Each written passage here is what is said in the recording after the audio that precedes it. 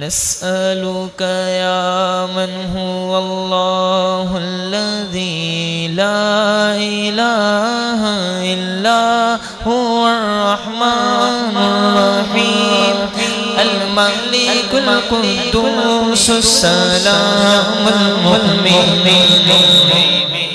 عزيز الجبار المتكبر المصور الغفار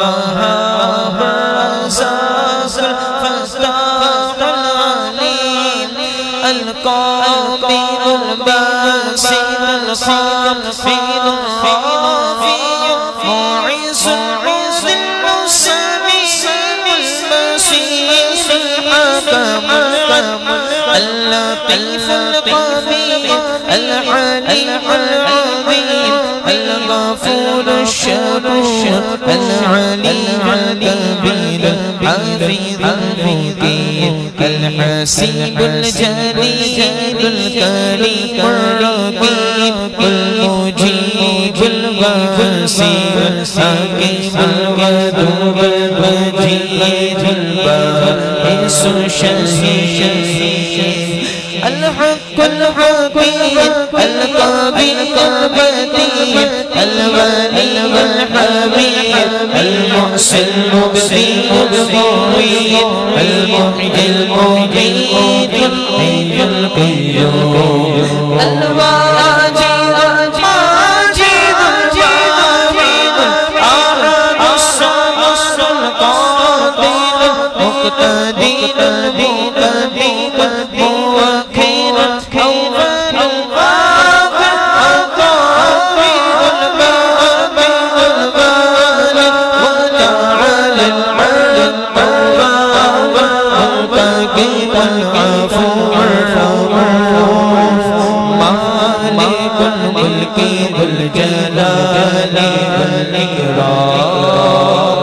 المقسط الجامع الغني المغني المانع الضار النافع النور الهادي البديع الماجد الوارث الرشيد الصبور الذي ليس كمثله شيء الله السميع البصير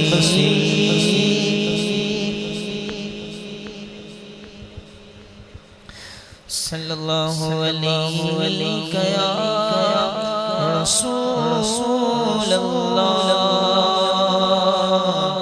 وسلم عليك يا حبيب الله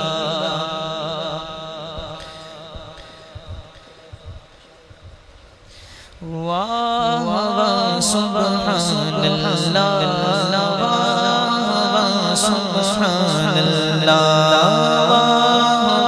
سبحان الله سبحان الله سبحان الله سبحان الله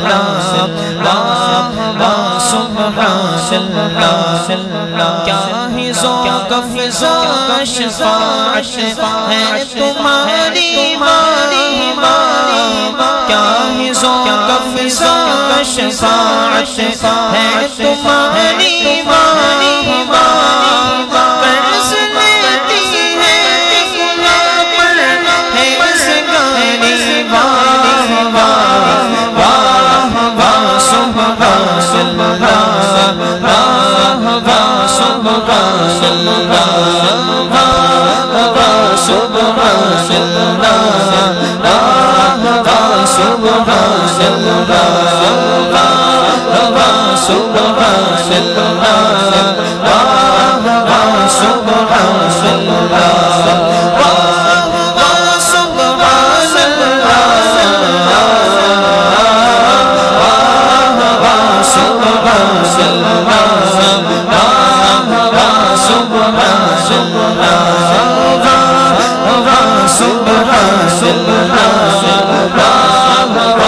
سبحان اللہ خامہ قدرت کا حسن دستکاری واہ واہ خامہ قدرت کا حسن دستکاری واہ واہ کیا ہے تصویر اپنے پیارے کی سواری واہ واہ واہ واہ سبحان اللہ واہ واہ سبحان اللہ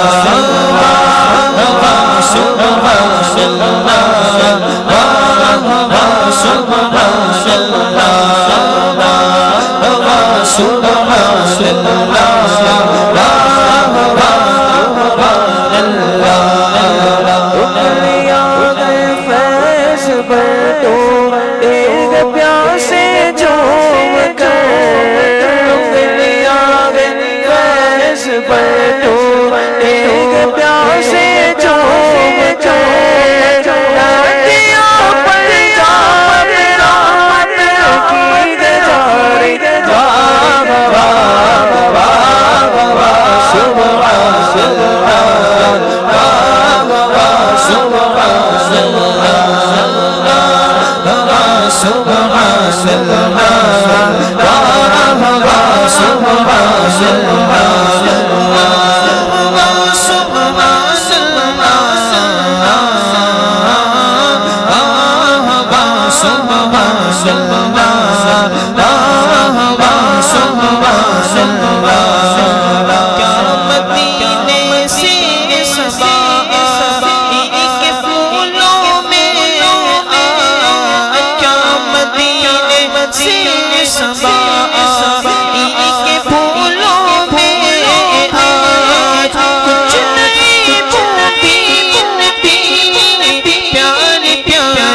واہ واہ واہ واہ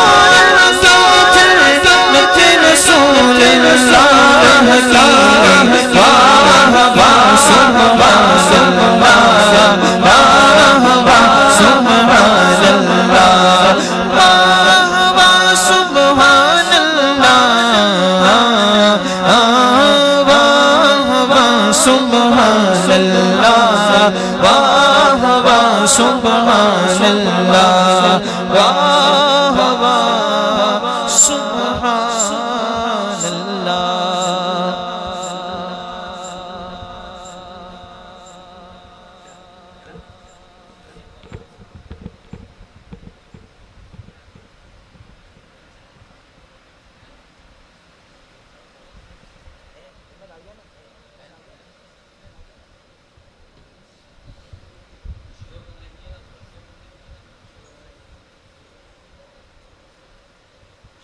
صلی اللہ علیہ یا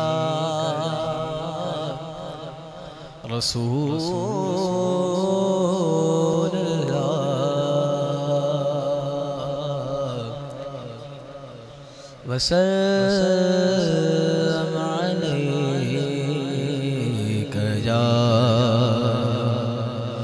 حبيب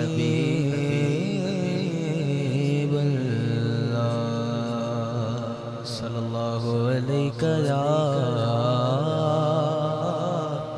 رسول الله وسلم عليك يا حبيب الله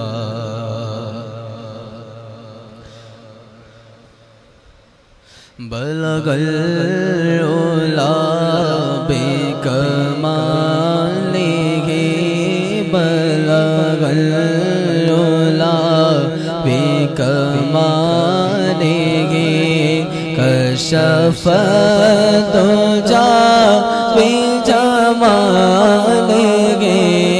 حسنت جميع خصاله صلوا عليه وآله صلوا عليه وآله صلوا عليه وآله وكمال حسن حضور کے گمان نقص جہان کی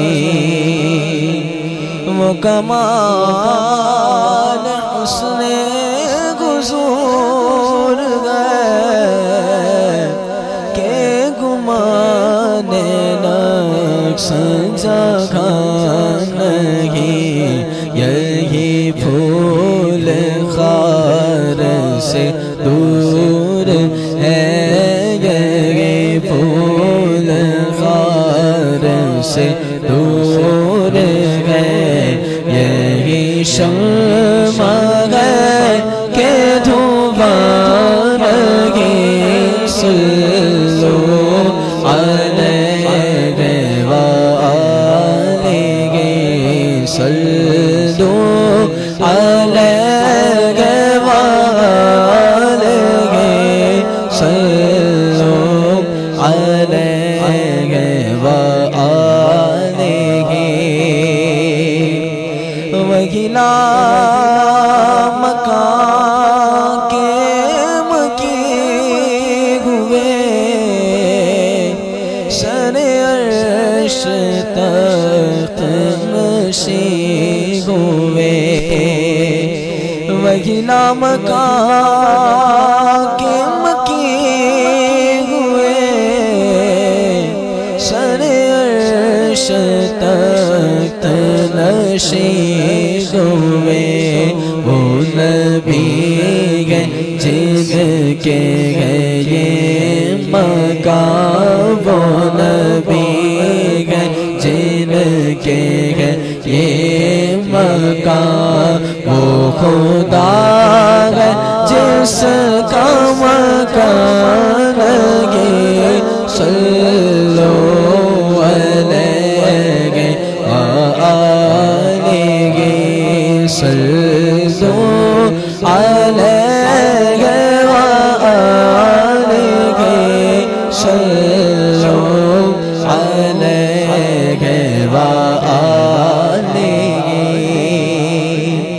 میں نثار تیرے کرام پر ملیوں تو کس کو زبان لگی میں نثار تیرے کرام پر ملیوں تو کس کو زبان لگی وہ سخن ہے جس میں سخن نہ ہو وہ سخن ہے جس میں سخن نہ ہو وہ بیان ہے جس کا بیان نہیں صلو علیہ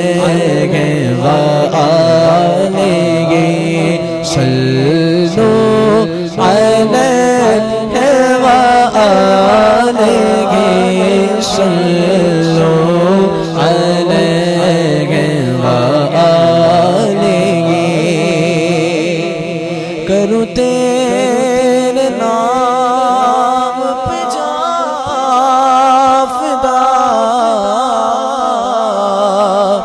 نہ بس ایک جا دو جگہ فدا کروں تیرے نام پہ جاودہ نہ بس ایک جا دو جگہ فدا دو جگہ سے بھی نہیں جی بھرا دو جگہ سے بھی نہیں جی بھرا کروں کیا کروڑوں جگہ نہیں صلو علیہ وآلہ صلو علیہ وآلہ صلو علیہ وآلہ سر عرش پر ہے تیری گزر دل فرش پر ہے تیری نظر سر عرش پر ہے تیری گزر دل فرش پر ہے تیری نظر ملکوت ملک میں کوئی شے ملکوت ملک میں کوئی شے نہیں وہ جو تجھ پہ آیا نہیں صلو علیہ وآلہ کروں مدح اہل تو رضا پر اس بلا میں میری بلا میں گدا ہوں اپنے کریم کا میں گدا ہوں اپنے کریم کا میرا دین پارا نہیں صلو علیہ وآلہ صلو علیہ وآلہ بلغ العلا بکمالہ کشف الدجی بجمالہ حسنت جمیع خصالہ صلو علیہ وآلہ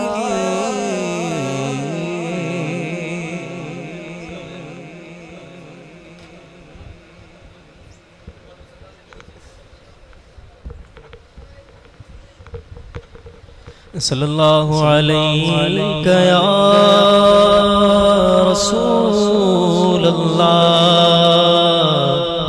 وسلم علیک یا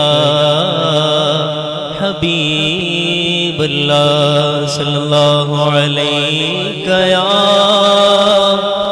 رسول اللہ وسلم علیک یا حبیب اللہ سرور کہوں کہ مالک و مولا کہوں تجھے سرور کہوں کہ مالک و مولا کہوں تجھے سرور کہوں کہ مالک و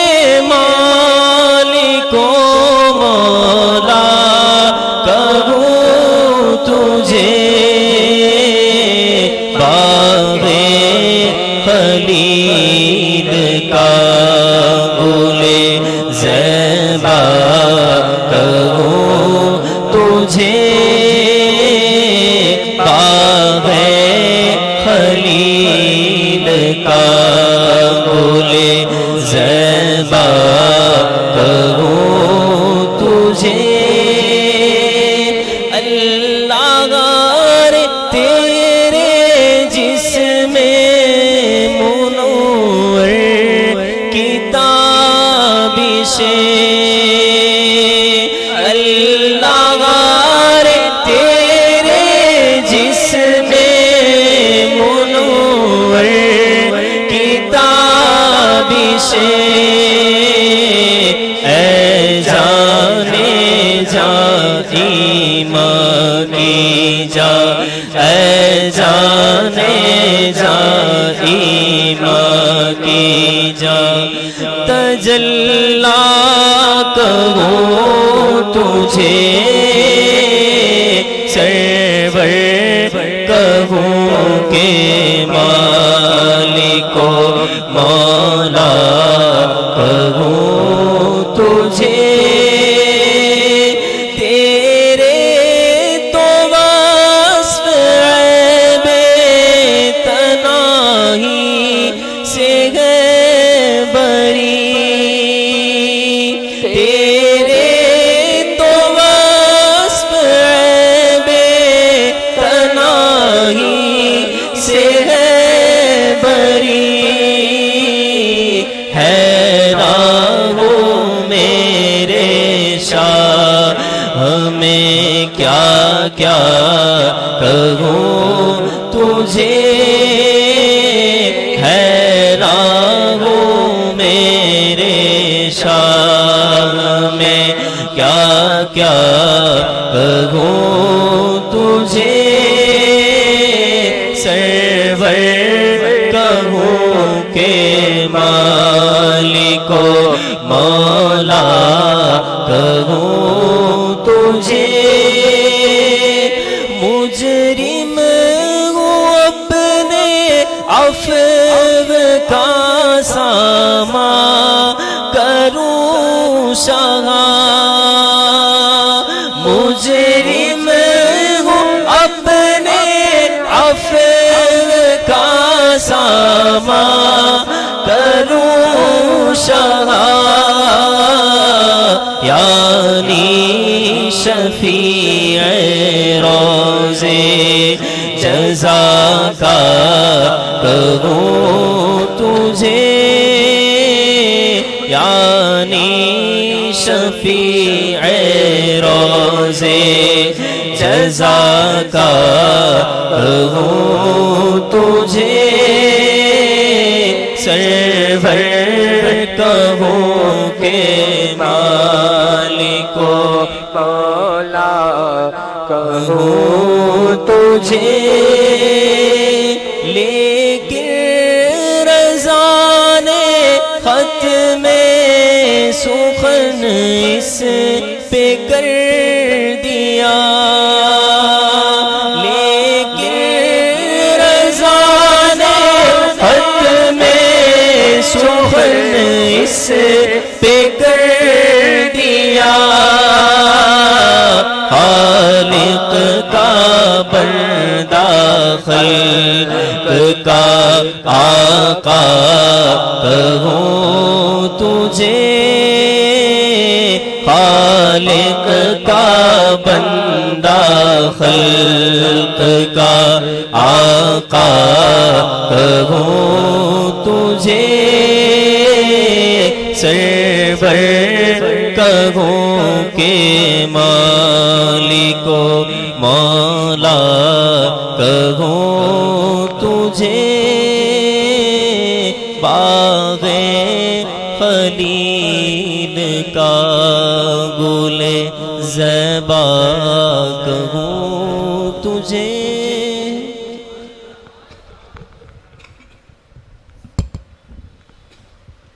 بحمد اللہ تعالی ہمارے درمیان ہماری اسی نور مسجد کے خطیب و امام حضرت علامہ مولانا حافظ محمد فاروق امجدی صاحب مدد اللہ العالی رونق افروز ہیں اور آج انشاءاللہ ہم حضور نبی پاک صلی اللہ علیہ وآلہ وسلم کے علم غیب کے حوالے سے قرآن و حدیث کی روشنی میں انشاءاللہ بیان سماعت کریں گے اور بڑا ہی پیارا انداز ہے شیریں میٹھا انداز ہے آپ کا اور میں یہ سمجھتا ہوں کہ جو باتیں آج آپ سنیں گے نا انشاءاللہ تو یہ آپ کو یاد بھی ہو جائیں گے انشاءاللہ اتنا پیارا انداز ہے تو آپ لوگوں نے بالکل توجہ کے ساتھ جو ہے وہ بیان کو سننا ہے. سب سنیں گے انشاءاللہ. نعرہ تکبیر، نعرہ رسالت، نعرہ حیدری، نعرہ غوثیہ، فیض رضا، علماء اہل سنت. الحمد لله رب العالمين، صلاة والسلام على سيد الأنبياء والمرسلين.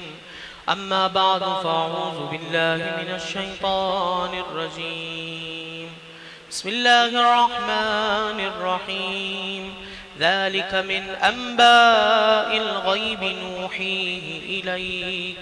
آمنت بالله صدق الله العظيم. إن الله وملائكته يصلون على النبي يا أيها الذين آمنوا صلوا عليه وسلموا تسليما. اللهم صل على سيدنا محمد النبي الأمي وعلى آله وصحبه وسلم. صل على سيدنا محمد النبي الأمي وعلى آله وصحبه وسلم.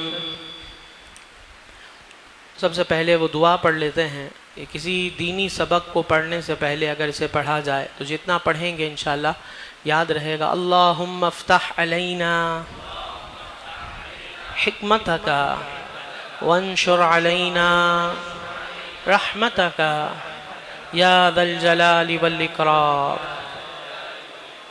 اے اللہ ہمارے لیے علم و حکمت کے دروازے کھول دے، ہم پر اپنی رحمتوں کا نزول فرما.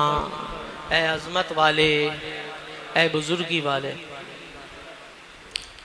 آج جو موضوع مجھے دیا گیا ہے علم غیب، سب سے پہلے ہم یہ سمجھیں گے کہ علم غیب اس کی تعریف کیا ہے، غیب کہتے کس کو ہیں.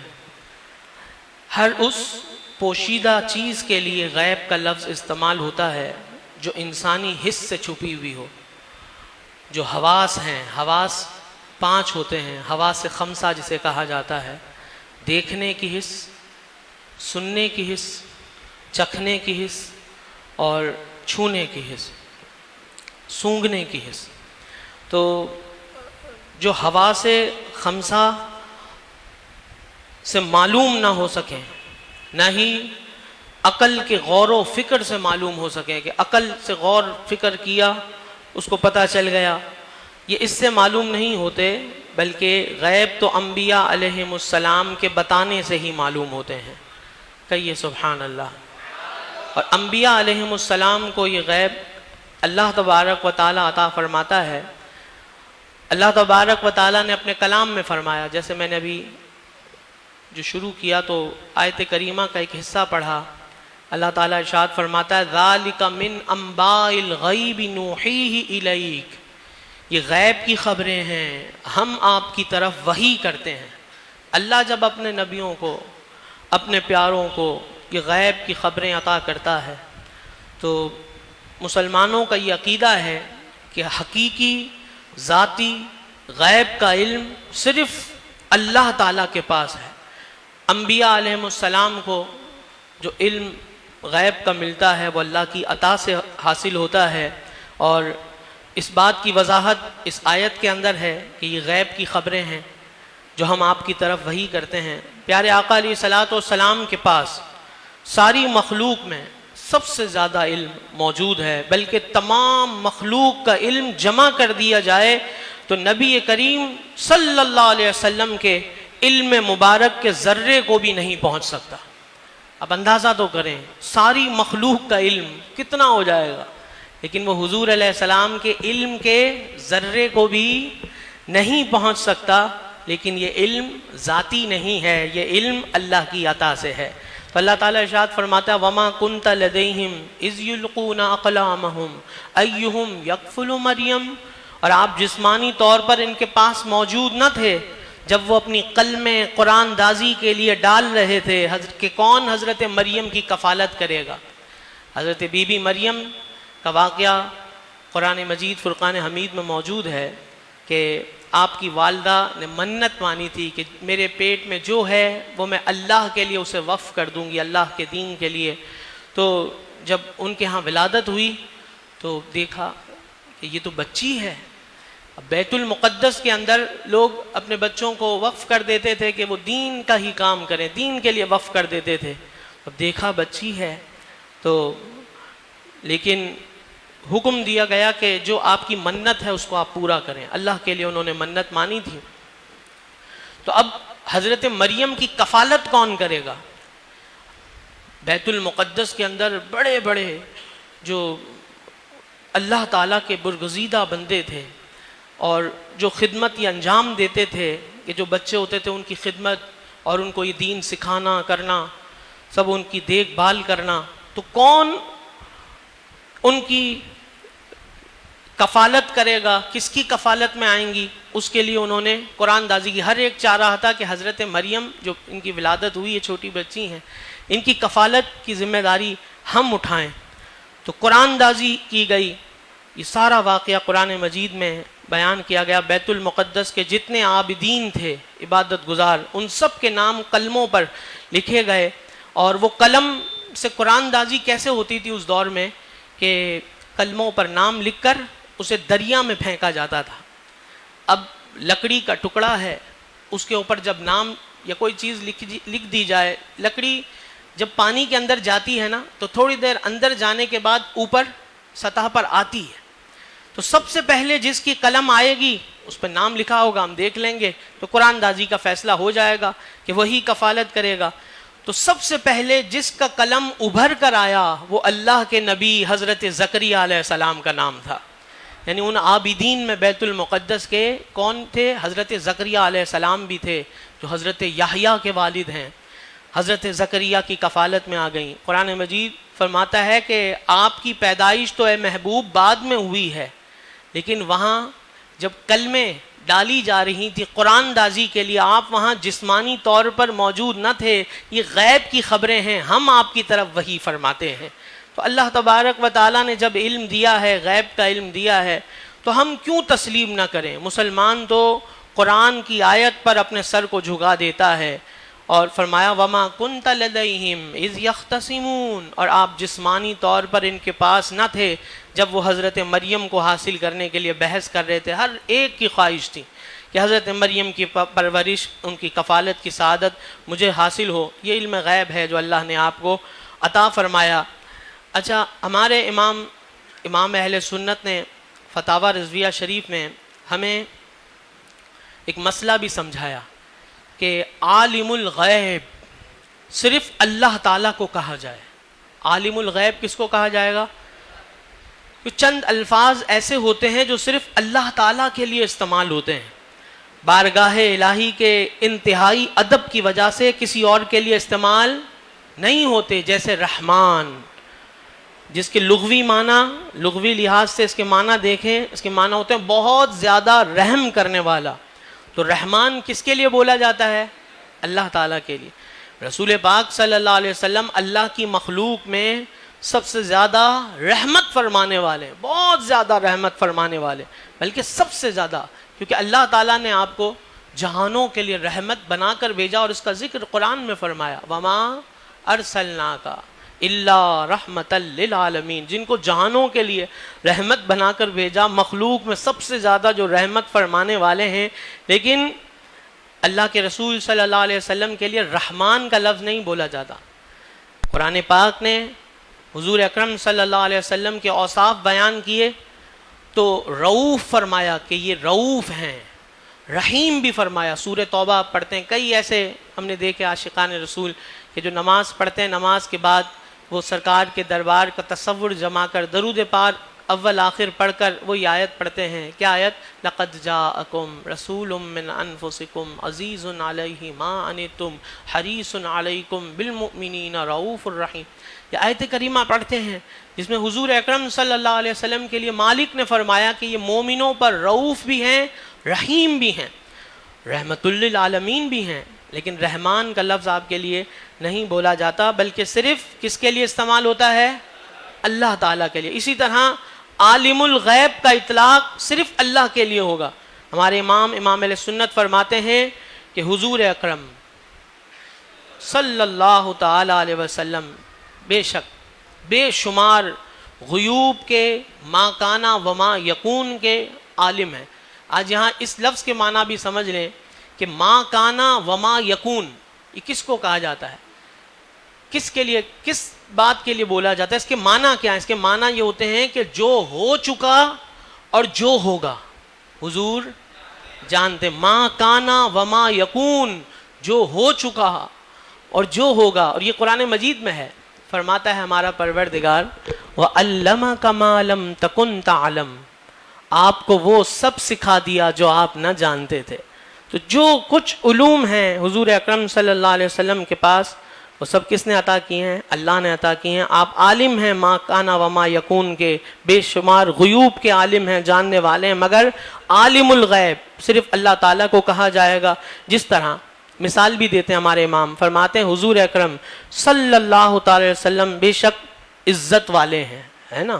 اللہ تعالیٰ اپنے کلام میں فرماتا ہے وَلِلَّهِ الْعِزَّةُ وَلِرَسُولِهِ وَلِلْمُؤْمِنِينَ، عزتیں اللہ کے لیے ہیں، عزتیں اللہ کے رسول کے لیے ہیں، عزتیں مومنوں کے لیے ہیں.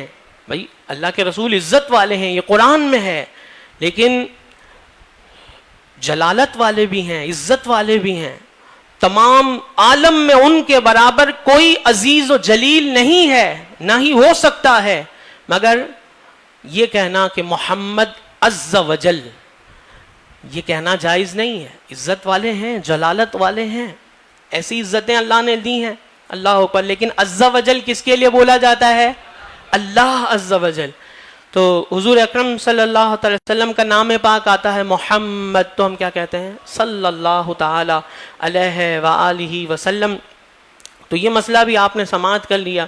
اب ہم انشاءاللہ تعالی قرآن مجید فرقان حمید کی آیات سے سمجھیں گے، کیونکہ قرآن پاک میں جہاں یہ آیت کریمہ ہے، فرمایا قل، اے محبوب آپ فرما دیجئے، لا اقول لکم، میں تم سے نہیں کہتا، اندی خزائن اللہ، میرے پاس اللہ کے خزانے ہیں، ولا اعلم الغیب، اور نہ میں یہ کہتا ہوں کہ میں خود ہی غیب جان لیتا ہوں. اللہ تبارک و تعالیٰ کے سچے کلام میں جہاں یہ فرمایا گیا، وہاں یہ بھی فرمایا گیا کہ عالم الغیب فلا یظہر علی غیبہ احدا الا من ارتضی من رسول، غیب کا جاننے والا تو اپنے غیب کو کسی پر ظاہر نہیں کرتا سوائے اپنے پسندیدہ رسولوں کے. تو اللہ تعالیٰ غیب عطا کرتا ہے، غیب کا جاننے والا اللہ تعالیٰ ہے. اور آیت کریمہ آپ نے دونوں سماعت کر لی. اسی طرح ایک اور آیت فرمایا وما هو علی الغیب بضنین، یہ قرآن مجید میں ہے. یہ نبی غیب بتانے میں بخیل نہیں ہے.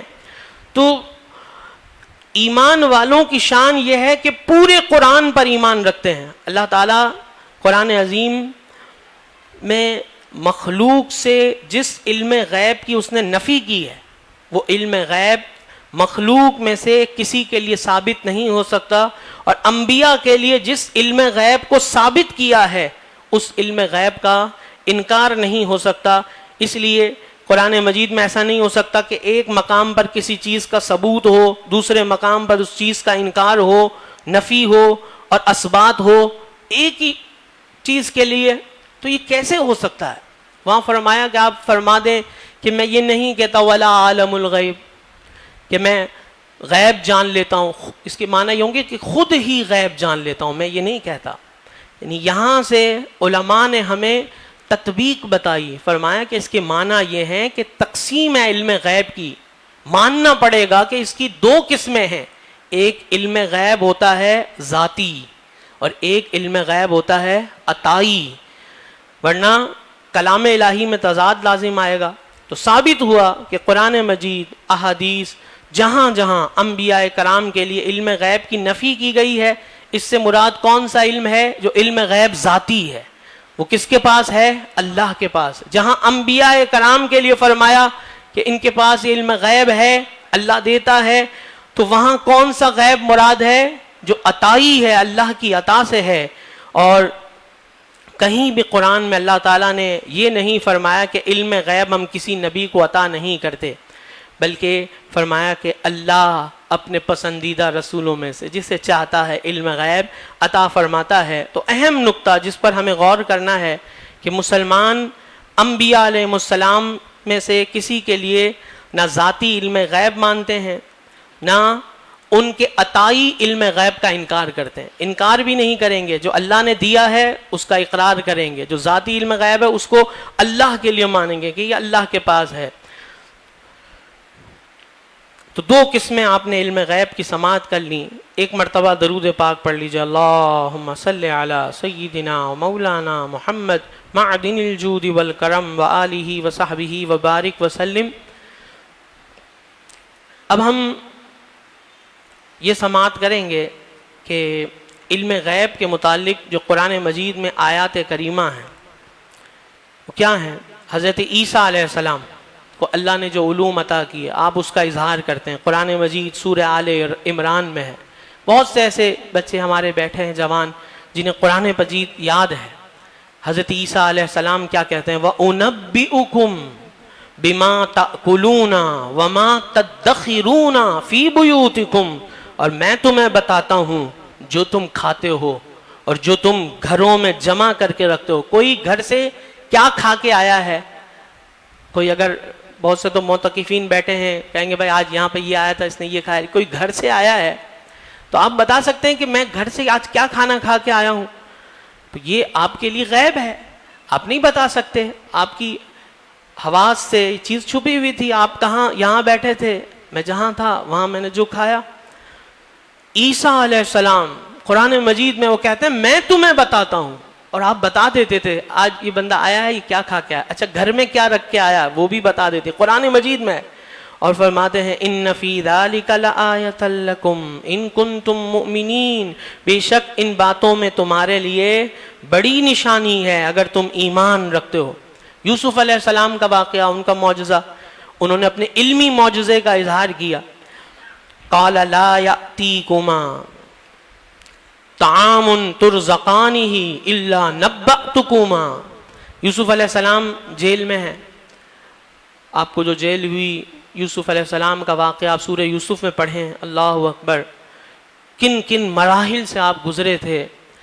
آپ کے بھائی انہوں نے آپ کے ساتھ کیا کیا، ایک کنویں کے اندر ڈال دیا، وہاں سے کیسے آپ مصر میں پہنچے، وہاں آپ کی بولی لگائی گئی، اللہ کے نبی، یعنی آپ کا وہ بچپن، مبارک بچپن، اور مصر پہنچے اس عالم میں، اور وہاں آپ کی بولی لگی، مصر کے لوگ آئے آپ کو خریدنے کے لیے بولیاں لگا رہے ہیں۔ اب اللہ عز و جل کیسی غیرت فرمانے والا ہے، مصر کے لوگ جنہوں نے بولی لگائی تھی نا، چند سال گزرے ہیں، یوسف علیہ السلام مصر کے بادشاہ بن گئے، وہ بولیاں لگانے والے کیا ہوا۔ اور پھر ایسے حالات ہوئے کہ مصر کا ایک ایک بندہ اور مصر کی ایک ایک عورت اور ایک ایک بچہ جب تک غلام نہیں بن گیا نا یوسف علیہ السلام کا، یہ معاملہ ختم نہیں ہوا، سارے مصر کے لوگ انہوں نے وہ حضرت یوسف علیہ السلام کی غلامی میں آ گئے۔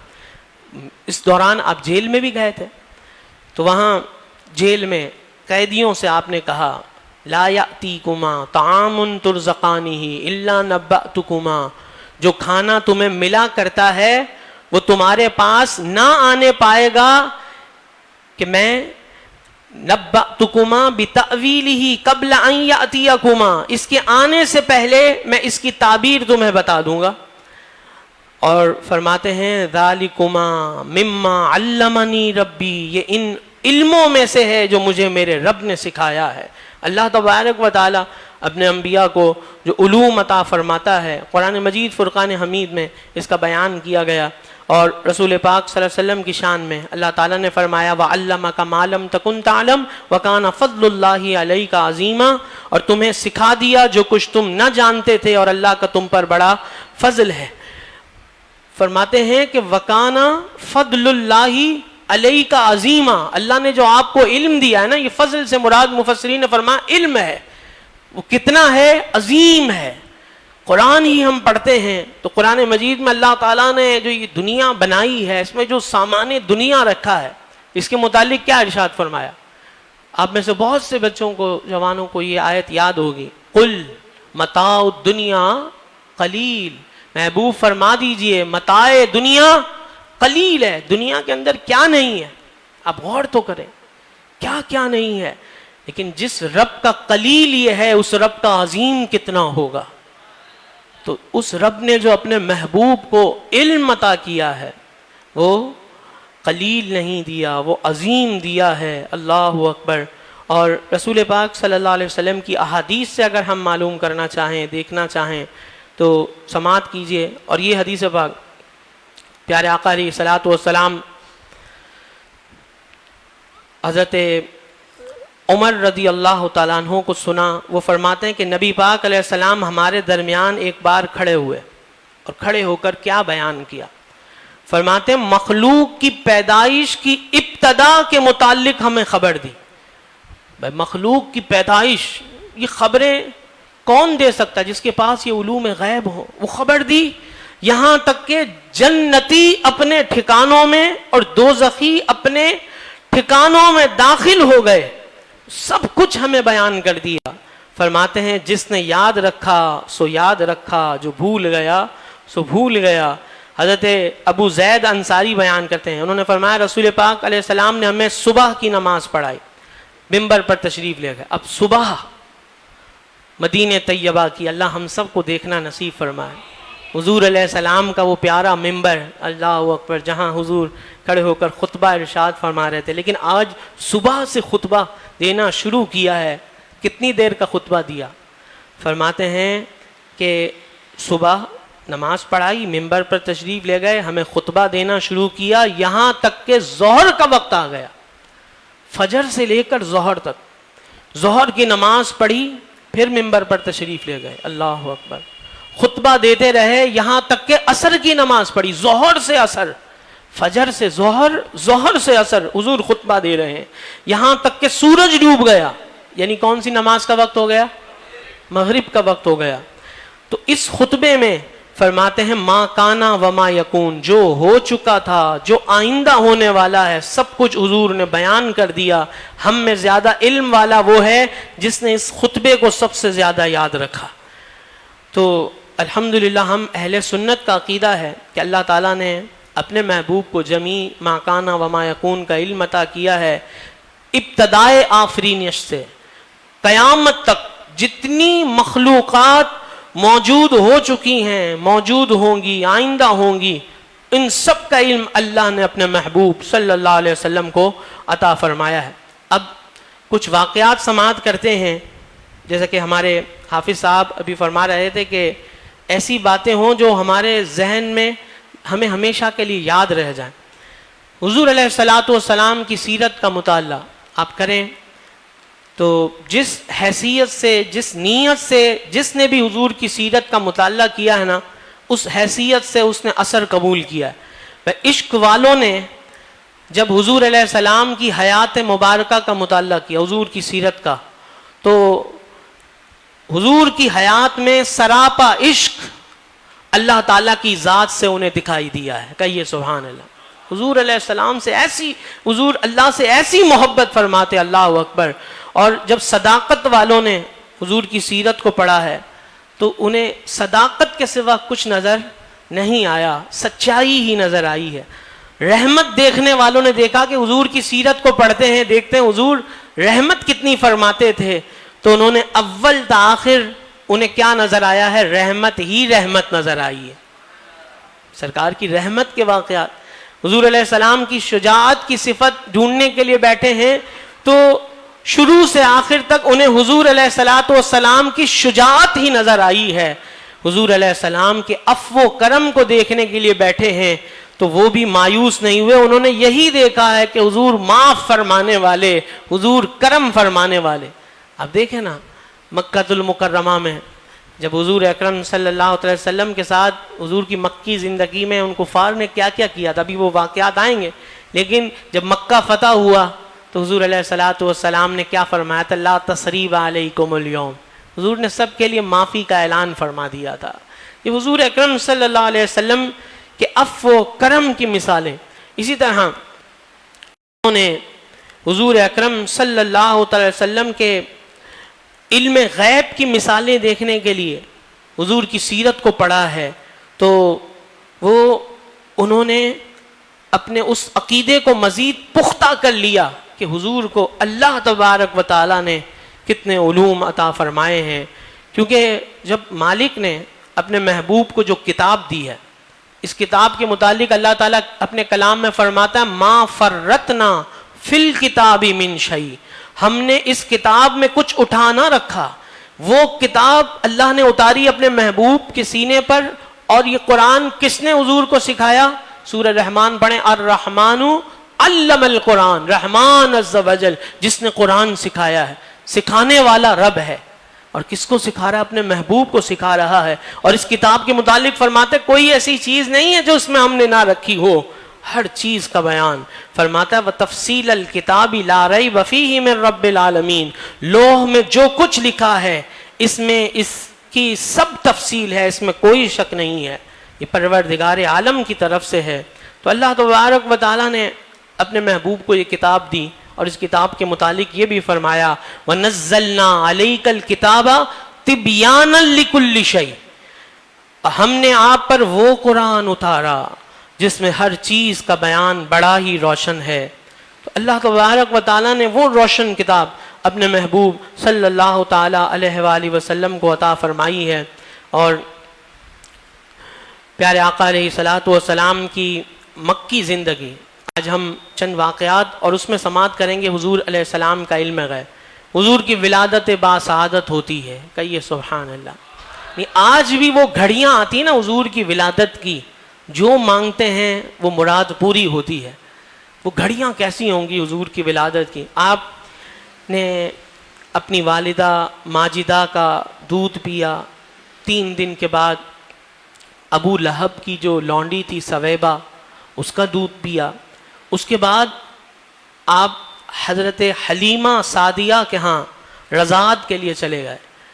یعنی عرب کے اس زمانے میں اس وقت یہ دستور تھا، وہ اپنے شیر خوار بچوں کو دیہاتوں میں بھیج دیا کرتے تھے۔ اس کی سوچ کیا تھی ان کی کہ دیہاتوں کے لوگ بڑی فصیح عربی بولتے ہیں، آب و ہوا دیہاتوں میں بڑی صاف ہوتی ہے، شہروں کی نسبت زیادہ وہ صاف ہوتی ہے وہاں کی آب و ہوا، قدرتی مناظر دیہاتوں میں بہت وہ لطف اندوز ہوتے ہیں۔ اسی طرح چونکہ ایسی ایک رسم تھی تو شہر والوں کو ان عورتوں کی ضرورت رہتی تھی۔ اب واقعہ غور سے سنیے گا۔ وہ عورتیں کیا کرتی تھی؟ بچوں کو لے جاتی تھی، ان کو دودھ پلایا کرتی تھی، دیکھ بھال بھی کیا کرتی تھی۔ اور دیہات والے چونکہ غریب ہوتے تھے، ضروریات زندگی ان کے پاس بہت وافر نہیں ہوتے تھے، تو شہر والوں کی خواہش دیہات والوں کی ضرورت بن گئی۔ دیہات کے کچھ خاندان والوں نے تو اس کام کو بطور پیشہ اپنا لیا۔ وہ اپنی عورتوں کے ساتھ سال میں 2 مرتبہ شہر میں آتے تھے اور ان بچوں کو ساتھ لے جاتے تھے، اور جن کے والدین بہت زیادہ پرورش کے خواہاں ہوتے تھے کہ ہمارے بچوں کی پرورش وہاں پر ہو۔ جن دنوں آقا دو جہاں صلی اللہ علیہ وسلم کی ولادت ہوئی، وہ موسم بھی ان دنوں دودھ پلانے والی عورتوں کے آنے کا تھا۔ تو ایک ایسی عورتوں کا قافلہ آیا، ان عورتوں کا قبیلہ حوازن سے تعلق تھا۔ کون سے قبیلے سے تھا؟ سرکار علیہ السلام ولادت کے بعد جس قبیلے میں گئے، ہمیں نام بھی تو یاد ہونا چاہیے نا۔ ان قافلے کے اندر حضرت حلیمہ سعدیہ رضی اللہ تعالیٰ عنہا بھی تھیں، بہت غریب خاندان سے تھیں۔ ان کی اونٹنی بھی بڑی کمزور تھی، اس کا چلنا بہت سست تھا، وہ قافلے سے بہت پیچھے رہ جاتی تھی۔ قافلے والے کہتے تھے تم ہمارے ساتھ آئی ہو لیکن تمہاری اونٹنی چلتی نہیں ہے، بار بار ہمیں رکنا پڑتا ہے۔ یہ اونٹنی جو تھی آپ کی بڑی کمزور تھی۔ یہ میں اس لیے بھی بیان کر رہا ہوں کیونکہ حضور علیہ السلام کو ابھی لیا نہیں تھا، ابھی وہ اپنے گاؤں سے دیہات سے آ رہی تھی قافلے کے ساتھ، تو یہ حالت تھی. لیکن جب حضور اکرم صلی اللہ علیہ وسلم کو لے کر چلی ہیں وہ اونٹنی سب سے آگے آگے چل رہی ہے. یہ حضور اکرم صلی اللہ علیہ وسلم کی برکتیں جو پھر انہیں ملی، کیسی کیسی برکتیں ملی. آپ سیرت کے واقعات پڑھیں تو حیران رہ جاتے ہیں، اور حضور علیہ الصلوۃ والسلام کی عظمت کے واقعات سن کر دل اور خوش ہو جاتا ہے. حضرت حلیمہ سعدیہ گلی گلی پھرنے لگیں. دودھ دینے والی اور بھی عورتیں آئی تھیں تو دیگر بچوں کو انہوں نے لیا، لیکن حضور اکرم صلی اللہ علیہ وسلم کے والد ماجد حضرت سیدنا عبداللہ، آپ جانتے ہیں حضور کی ولادت ہی آپ کا انتقال ہو چکا تھا. تو عورتیں آئیں، کہا کہ ان کے تو والد بھی نہیں ہیں، یعنی اب اس بچے کو ہم لے کر کے جائیں کہ جس کا والد ہو وہ ہمیں خوب انعام دے گا، تحائف دے گا، اچھی رقم دے گا. تو بہت سی جن کے نصیب میں نہیں تھا وہ تو چلی گئیں. حضرت حلیمہ سعدیہ ان کو کوئی بچہ نہیں ملا، تو آپ آئیں اور اپنے شوہر سے کہا کہ ایک بچہ ہے اس کا والد نہیں ہے. ان کے شوہر کے دل میں اللہ تعالیٰ نے ایسی بھلائی ڈال دی، وہ فرحت سے مسرت سے پھول سے گئے، کہنے لگے کوئی بات نہیں، اس بچے کو لے لو. میرا دل یہ کہہ رہا ہے کہ اس بچے کے گھر آنے سے گھر میں برکتوں کا نزول ہو جائے. حضرت حلیمہ سعدیہ، اب یہاں حضور کے غیب کے علم کا کیا واقعہ، کیا نقطہ ہے، وہ ابھی آپ سماعت کریں گے. حضرت حلیمہ سعدیہ حضرت عبد المطلب کے ہمراہ حضور کے دادا جان کے ساتھ ان کے گھر گئیں اور عرض کیا بچہ کہاں ہے. تو حضرت حلیمہ سعدیہ کو حضور کی والدہ سیدہ آمینہ کمرے میں لے گئیں جہاں حضور تشریف فرما تھے، جلوہ گر تھے. اب کتنے دن ہوئے آپ کی ولادت کو؟ 3 دن تو آپ کی والدہ نے دودھ پلایا ہے، پھر حضرت ثویبہ نے دودھ پلایا ہے. تو جب دیکھا حضور رحمت عالم صلی اللہ علیہ وسلم کو تو کہتی ہیں کہ دودھ سے زیادہ سفید صوف میں آپ لپٹے ہوئے تھے اور آپ کے نیچے سبز ریشمی کپڑے کا بچھونا تھا، اور سرکار کے جسم کا یہ عالم تھا کہ اس سے کستوری کی خوشبو. تو سرکار دو عالم صلی اللہ علیہ وسلم کا حسن جمال ایسا تھا، وہ دیکھا انہوں نے تو حضرت حلیمہ دیکھتی ہی رہ گئیں. حضور علیہ السلام کو اٹھایا، سرکار مسکرانے لگ گئے. حضرت حلیمہ سعدیہ کہتی ہیں بالکل وزن نہیں تھا، چھوٹا سا بچہ جو ہوتا ہے، تو دونوں آنکھوں کے درمیان دیکھا نا، کہتی ہیں وہاں سے نور نکلا آسمانوں تک پھیل گیا. حضرت حلیمہ سعدیہ نے پھر ماتھے پر بوسہ دیا. سرکار علیہ السلام کے ماتھے پر بوسہ دینے کی جو سعادت جنہیں ملی، کیا ان کے نصیب ہیں، اللہ اکبر. حضرت حلیمہ سعدیہ کے متعلق سیرت نگاروں نے لکھا کہ ان کے دائیں پستان سے دودھ نہیں آتا تھا، صرف بائیں طرف سے آتا تھا. ان کا بھی ایک شیر خوار بچہ تھا، ان کا نام عبداللہ تھا. حضرت حلیمہ سعدیہ نے سرکار دو عالم صلی اللہ علیہ وسلم کو لیا تو دائیں طرف سے آپ کو دودھ پلانا شروع کیا. کہتی ہیں کہ وہ خشک تھا، مگر سرکار دو عالم صلی اللہ علیہ وسلم کی برکت یہ ہوئی کہ دوسری طرف سے بھی زیادہ اس میں دودھ کی مقدار بڑھ گئی. تو حضرت حلیمہ سعدیہ انہوں نے خیال کیا کہ ان کو سیری نہیں ہوئی ہوگی، کیونکہ اس طرف سے تو مجھے دودھ اتنا آتا ہی نہیں ہے، خشک ہے. تو دوسری طرف سے آپ کو دودھ پلانے کے لیے کوشش کی، مگر حضور علیہ السلام نے بائیں طرف سے دودھ نوش نہیں فرمایا. کہتی ہیں صرف آج کے دن کی بات نہیں تھی، یعنی پہلا دن ہے اور اس طرح کیا ہو. سیدہ حلیمہ فرماتی ہیں کہ گھر جا کر بھی میں نے کبھی ان کو دوسری طرف سے دودھ پلانا چاہا، وہ وہاں سے دودھ پیتے ہی نہیں تھے. تو اس واقعے کے اندر علماء فرماتے ہیں غیب کا جو نقطہ ہے نا وہ یہ ہے کہ حلیمہ سعدیہ کا ایک طرف وہ اس طرف سے دودھ نہیں آتا تھا، خشک تھا، دودھ کی ایک بوند تک نہیں آتی تھی، مگر حضور علیہ السلام کی برکتیں تھیں کہ وہ دودھ سے بھر گیا، حضور کا معجزہ. اور یہ 6 دن کے بچے ہیں. کتنے دن سرکار علیہ السلام کو لینے آئی ہیں تو کتنے دن کے ہیں؟ 6 دن کے بچے ہیں. لیکن غیب کے حجابات اٹھ گئے ہیں، کمرے کی دیواریں ہٹ گئی ہیں، گھر کی 4 دیواری ایک طرف ہو گئی ہے، پھر محلے کے سارے مکانوں کی رکاوٹیں دور ہو گئی ہیں. آپ کی نظریں سرکار کی اپنے اس ننھے مننے رضائی بھائی کو دیکھنے لگی ہیں جو اپنے والد کی گود میں بیٹھا ہے. ان کے والد وہاں بیٹھے تھے, ان کو سنبھالا ہوا تھا اپنے چھوٹے بچے کو, اور وہ منتظر تھا, وہ بھی اس کو بھی بھوک لگی ہوئی تھی کہ میری ماں آئے گی اور مجھے دودھ پلائے گی. سرکار کی نگاہ اسے بھی دیکھ رہی تھی. سرکار کی غیب کا نقطہ سماعت کیجیے, اللہ نے کیسے علوم آپ کو عطا فرمائے. اب یہ بچہ ہر اس شخص کے لیے غیب کی جگہ میں بیٹھا تھا, اس کے پاس جو اس کے پاس نہیں تھا. بھائی اس بچے کو دودھ پینا ہے, کس کو معلوم ہے؟ ایک بچہ بھی وہ ساتھ لے کر آئی ہیں, وہ تو ان کے گھر میں تو نہیں لائی تھی. حضور علیہ الصلوۃ والسلام اسے بھی دیکھ رہے تھے, یہاں تک کہ اس کی بھوک کو بھی محسوس کر رہے تھے, اس کے اضطراب کی ایک ایک کروٹ اپنی آنکھوں سے دیکھ رہے تھے, اور اپنے اس دودھ شریک بھائی کو دیکھا اور پھر ہمیشہ اپنے اس بھائی کا خیال رکھا. اللہ اکبر. اسی طرح پیارے آقا علیہ الصلوۃ والسلام کا ایک اور واقعہ, اسلام کی روشنی دلوں میں جگہ پانے لگی, سرکار نے اعلان نبوت فرمایا اور لوگ مسلمان ہونے لگے. سید الشہداء سیدنا حمزہ امیر طیبہ ایمان لے آئے. کہے سبحان اللہ. سید الشہداء جنہیں حضور علیہ السلام نے مدینہ طیبہ کا گورنر بنایا. علماء فرماتے ہیں آج بھی مدینہ طیبہ کے جو گورنر ہیں نا حقیقی طور پر, وہ سید الشہداء سیدنا حمزہ حضور کے چچا جان. وہاں مکہ المکرمہ میں آپ ایمان لائے, آپ کے بعد حضرت عمر فاروق بھی ایمان لے آئے.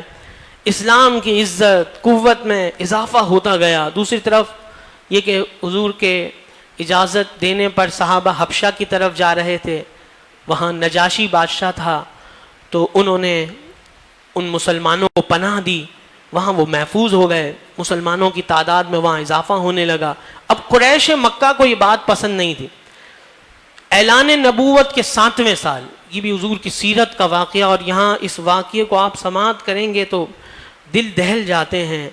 وہاں مکہ کے کافروں نے کہا, عہد کر لیا, کہا کہ اگر بنی ہاشم جو حضور کا خاندان ہے, حضور علیہ السلام کو نعوذ باللہ قتل کرنے کے لیے ہمارے حوالے نہیں کریں گے تو ہم ان سے ہر طرح کے تعلقات کو ختم کر لیں گے. تو کہا کہ کوئی ان سے قرابت نہیں رکھے گا, کوئی ان سے خرید و فروخت نہیں کرے گا. جب پابندی لگا دی گئی, کہا کہ اس گھرانے سے اب کوئی خرید و فروخت نہیں کرے گا, کوئی ان کو کھانے پینے کی چیز نہیں دے گا, اور ایک معاہدہ تحریر کیا مکہ کے کافروں نے. تو جو حضور کے چچا جان تھے, حضور کے دادا کا انتقال ہو گیا تھا, حضور کے چچا تھے ابو طالب, ان کو یہ بات قطعاً پسند نہیں تھی کہ وہ حضور علیہ السلام کو ان کے حوالے کر دیں. کیسے حوالے کر دیں؟ تو اب وہ کہاں چلے گئے؟ شعب ابی طالب میں.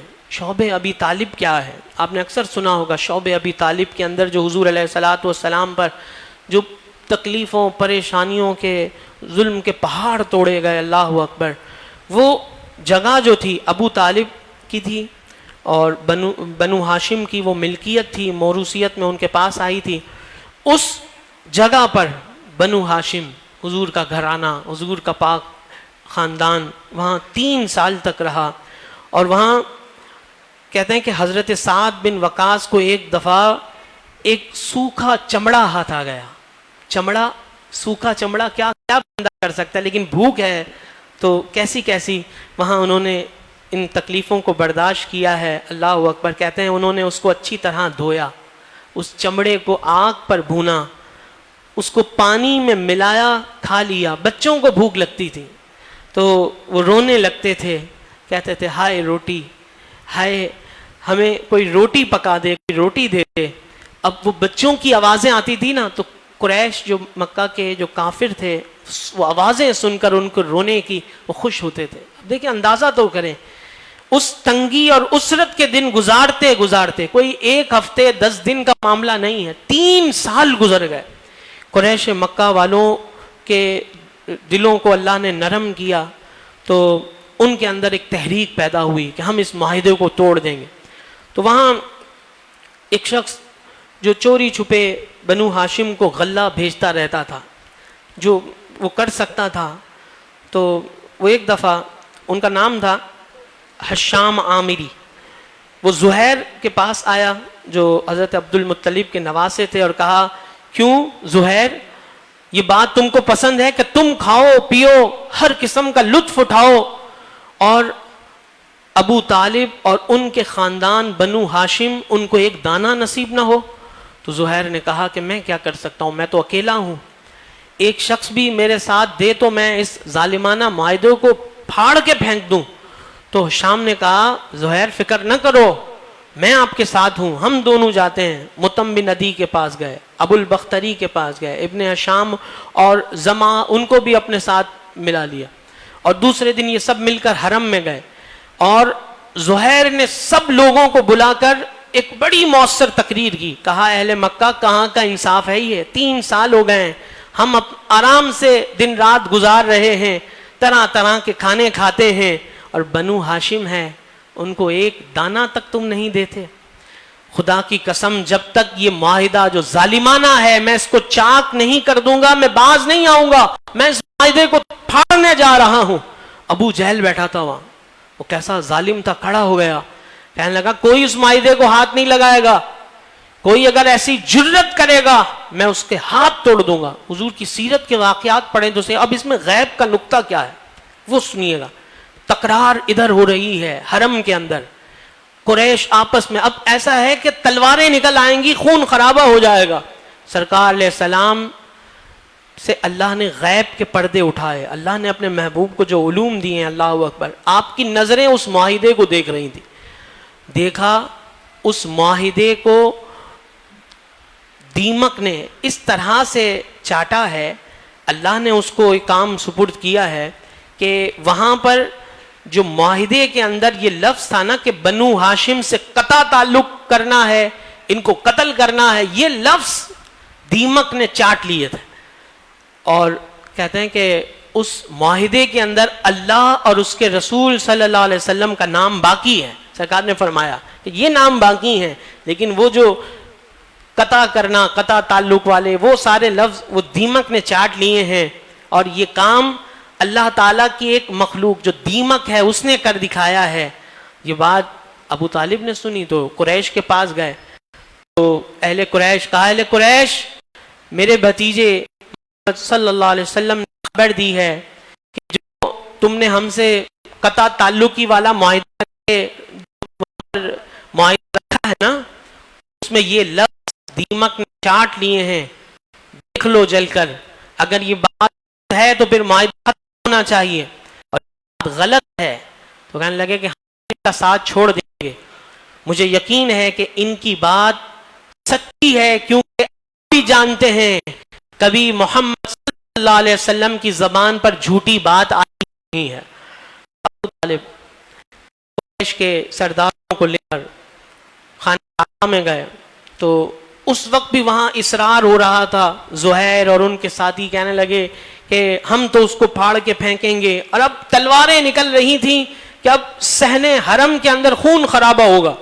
تو اہل قریش آگے بڑھے، جن سے ابو طالب نے کہا تھا کہ یہ معاملہ ہو گیا ہے، انہوں نے کہا ٹھہر جاؤ، ہم ان کے ساتھ ایک بات پر متفق ہو گئے ہیں، اور اگر بات ایسی ہی ہے تو پھر جھگڑے کی کوئی نوبت آئے گی نہیں، جھگڑا سب ختم ہو جائے گا۔ تو پھر کہا کہ بات کیا، کہا یہ ابو طالب سے ہی سن لو۔ تو انہوں نے کہا کہ میرے بھتیجے نے خبر دی ہے، معاہدے کو دیمک نے چاٹ کر غیر مؤثر کر دیا ہے، اس میں قتل کے الفاظ دیمک کی خوراک بن گئے ہیں، قطع تعلقی کے الفاظ دیمک نے چاٹ لیے ہیں، اللہ رسول کے نام باقی ہیں، معاہدہ اتار کر دیکھو یہ بات صحیح ہے تو پھر معاہدہ تو ختم ہو جائے گا، اور یہ بات سچ نہ نکلی تو پھر ہم ان کو تمہارے سپرد بھی کر دیں گے۔ سب نے تسلیم کر لیا، وہ تلواریں اندر چلی گئیں، اور پھر جب وہ معاہدہ نکالا گیا نا کعبے میں سے تو سب کی سر جو ہے وہ شرم سے لٹک گئے، کیونکہ سرکار دو عالم صلی اللہ علیہ وسلم نے جیسا فرمایا تھا معاہدہ ان کے سامنے اسی صورت میں تھا۔ تو اب سرکار دو عالم صلی اللہ تعالی علیہ وآلہ وسلم کو جو اب دیکھیں وہاں سرکار شعبہ ابی طالب میں ہیں، مکہ کے لوگ آپس میں تلواریں نکال چکے ہیں، لیکن حضور علیہ السلام کی نگاہ کیا دیکھ رہی، یہ غیب ہے۔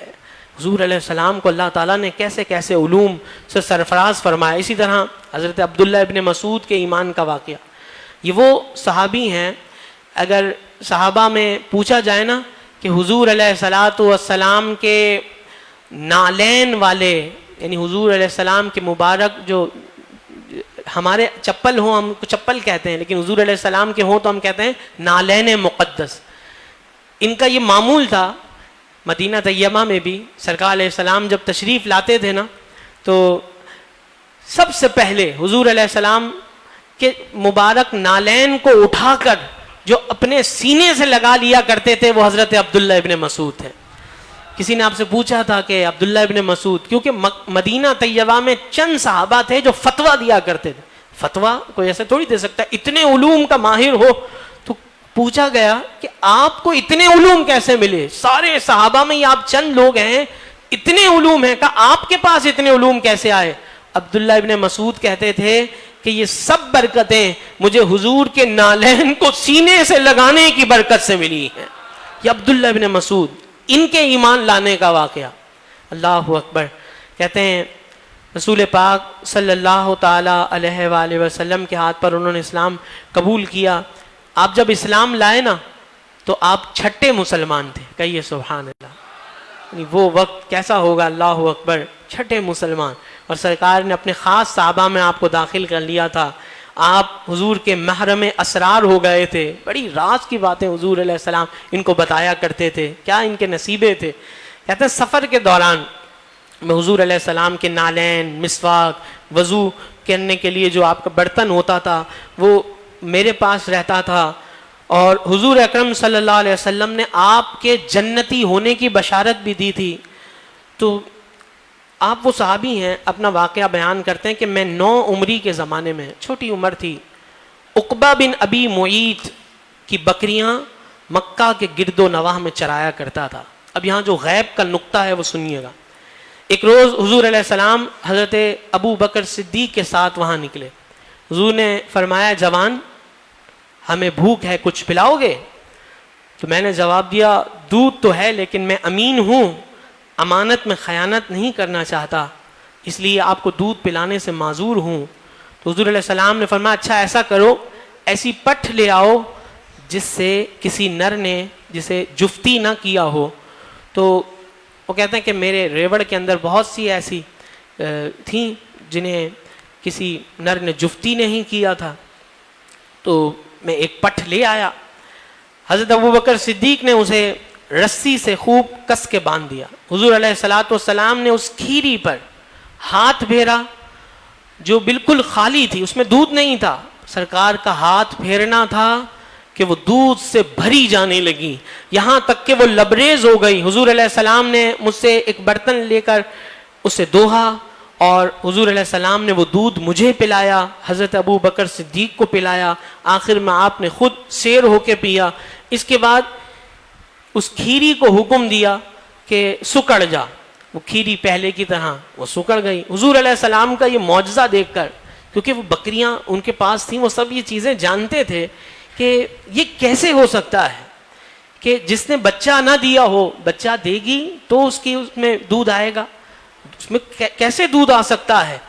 لیکن وہ کہنے لگے کہ میں حیران ہو گیا حضور کا معجزہ دیکھ کر، میرے دل میں اسلام کی شمع روشن ہو گئی اور اسلام قبول کرنے میں میرے جسم میں اتنی قوت پیدا ہو گئی کہ مخالفت کا ہر وار اب میں اس کا مقابلہ کر سکتا تھا. میں نے اسی دن دار ارقم میں جا کر اسلام قبول کر لیا. اب یہ دار ارقم کہاں ہے، اس کی بھی بڑی تاریخ ہے. حضور علیہ السلام کے پیارے صحابی حضرت ارقم کا گھر تھا، دار گھر کو کہتے ہیں. ارقم حضور کے صحابی تھے اور یہ صفا مروہ کے پاس ان کا گھر تھا. وہاں جا کر کہتے ہیں میں نے اسی دن اسلام قبول کر لیا. اب چھٹے مسلمان ہیں. کتنی مخالفتیں تھیں وہاں اس وقت، لیکن وہ کہنے لگے حضور سے حضور مجھے کچھ سکھائیے.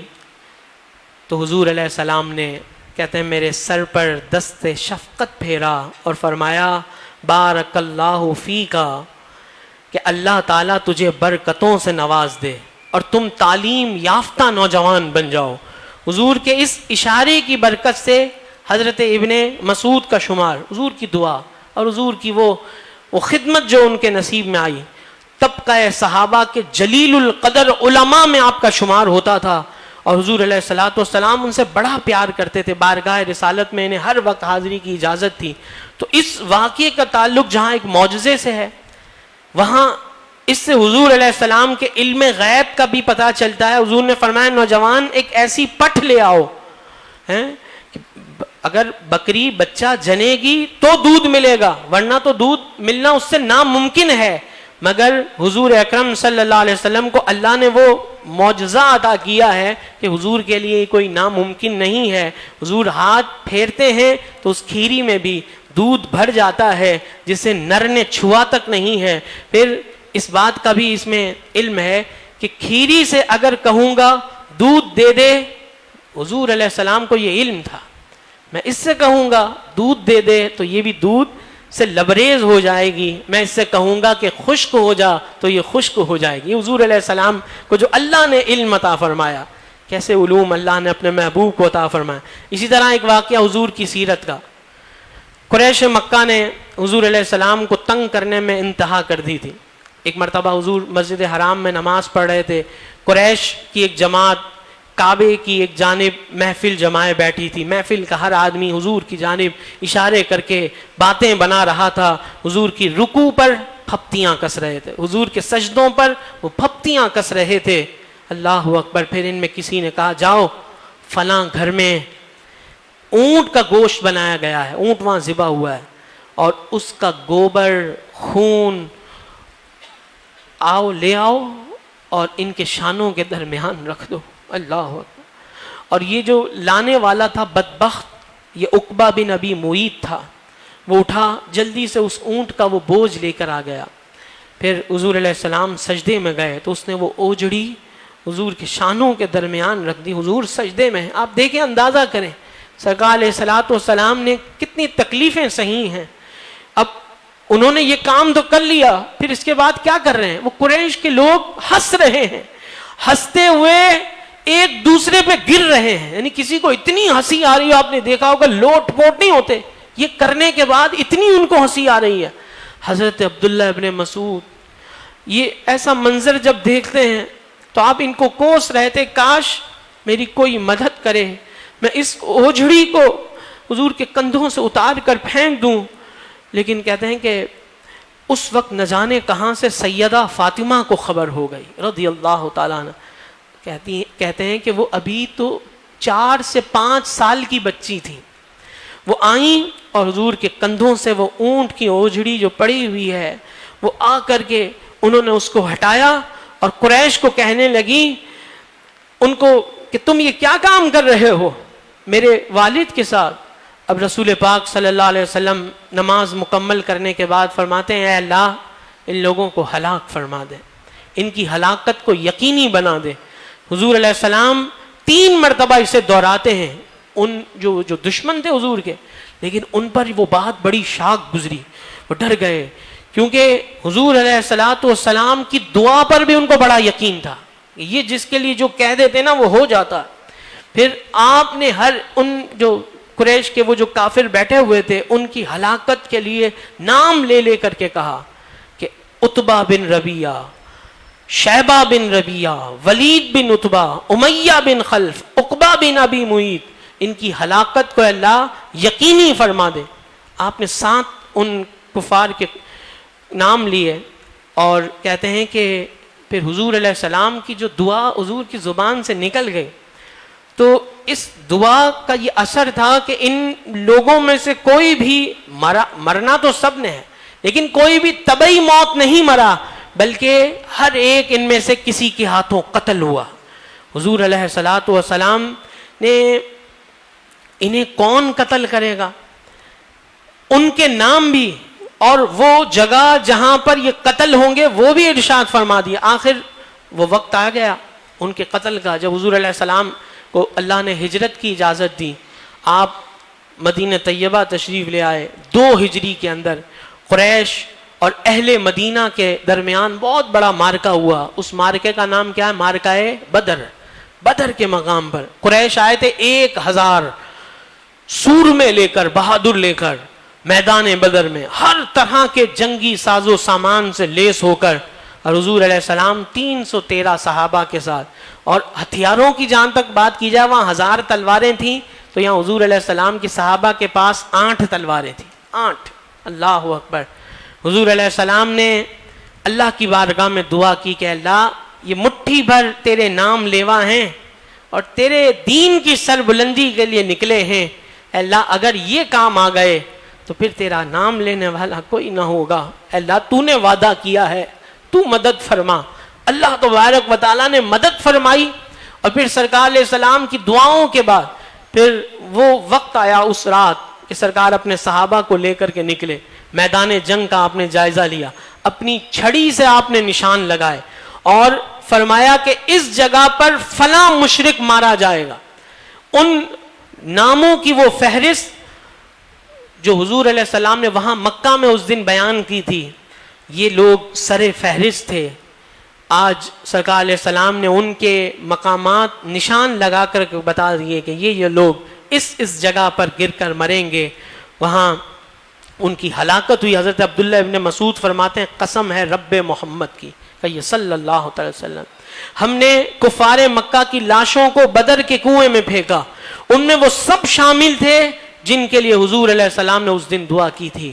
تو یہاں نقطہ غیب دیکھیے, جو نقطہ ہے کہ بچہ ابھی ماں کے پیٹ میں ہوتا ہے, اس کی عمر, رزق, نیک اور بد ہونے کا فیصلہ کر دیا جاتا ہے, اس کی موت کہاں ہوگی, اس کی زندگی کہاں گزرے گی, سب کچھ لکھ دیا جاتا ہے. ان مشرکین کی کارستانیوں کے متعلق اللہ نے سب کچھ لکھ دیا تھا کہ وہ کیا کریں گے اور پھر کہاں ان کی موت ہوگی.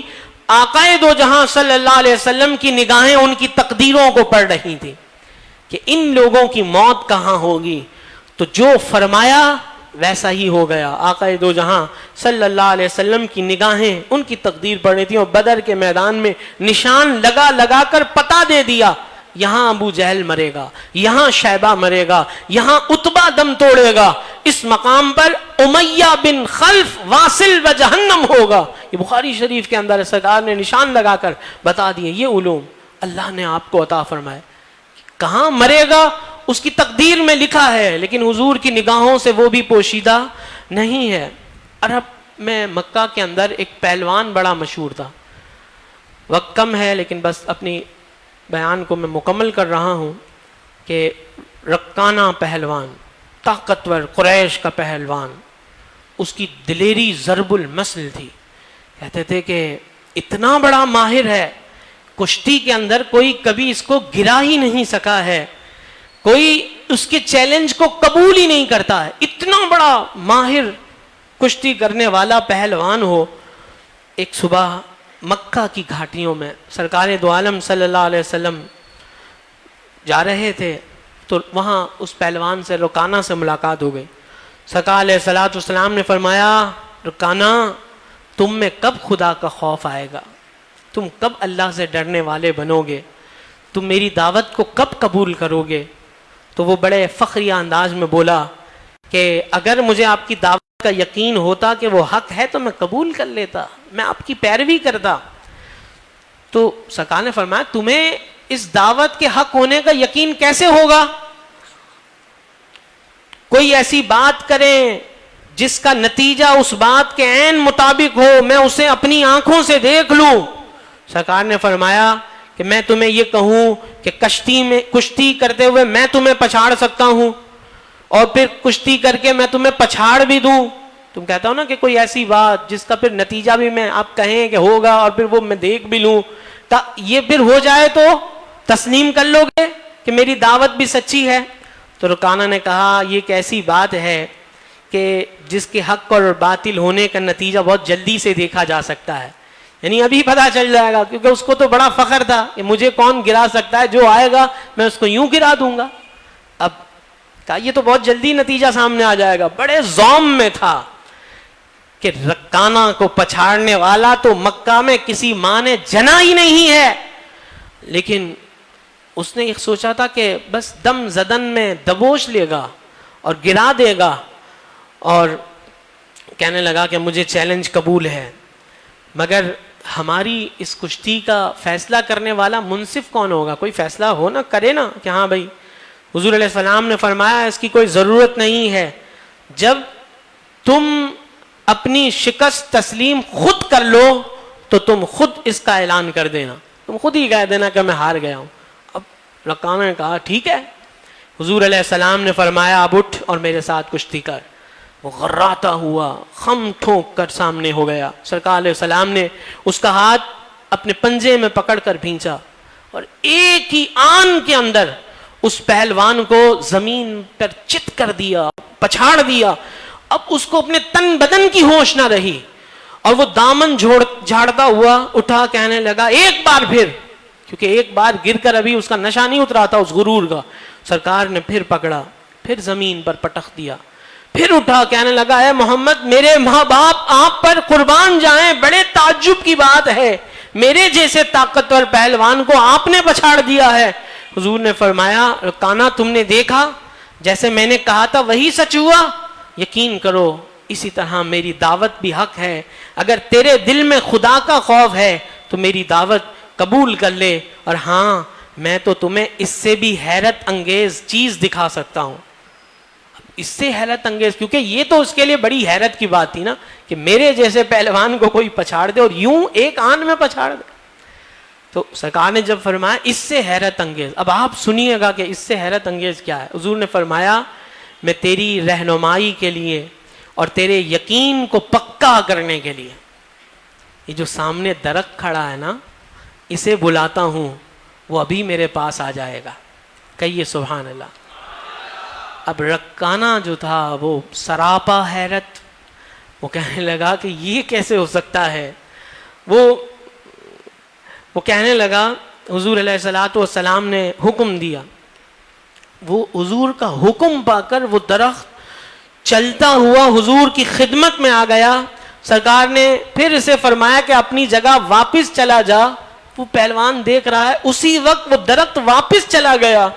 وہ اٹھا، وہ رکانہ اور شرمندگی سے اس کا سر نہیں اٹھ رہا تھا، اپنی قوم کے پاس آیا اور انہیں کہنے لگا کہ اپنے صاحب کے جادو کے مقابلے پر تم اہل زمین پر غالب نہیں آ سکتے ہو۔ وہ کہنے لگا کہ میں نے آج تک ایسا زبردست جادوگر نہیں دیکھا۔ پھر اس نے سارا واقعہ بیان کیا۔ دیکھیں اس کی قسمت کہ اس نے یہ سب دیکھنے کے بعد بھی نعوذ باللہ استغفر اللہ کیسی بات کہی۔ اب یہاں جو نقطہ غیب ہے، آخری بات کہ رکانہ کی قوت طاقت پورے عرب میں مشہور تھی۔ سرکار علیہ السلام نے اس کی کئی کشتیاں اس کے متعلق سنا تھا، مگر اس کی قوت کا اندازہ خود کشتی کر کے نہیں لگایا تھا۔ قوت نظر آنے والی چیز نہیں ہوتی کہ ایک پہلوان ہے اب اس کے اندر کتنی قوت ہے، مگر آقا علیہ السلام نے اسے بھی دیکھ لیا۔ تبھی تو آپ نے فرمایا کہ میں تجھے پچھاڑ سکتا ہوں، اور تم کو پچھاڑ دوں تو میری دعوت حق اسی طرح سچی ہوگی جس طرح میں تمہارے پچھاڑنے کے متعلق کہہ رہا ہوں، اور یہ حق ہے میں پچھاڑ دوں گا۔ اور رکانہ کے سامنے دوسری بات یہ بھی نقطہ غیب ہے کہ درخت زمین میں گڑا ہوا ہے۔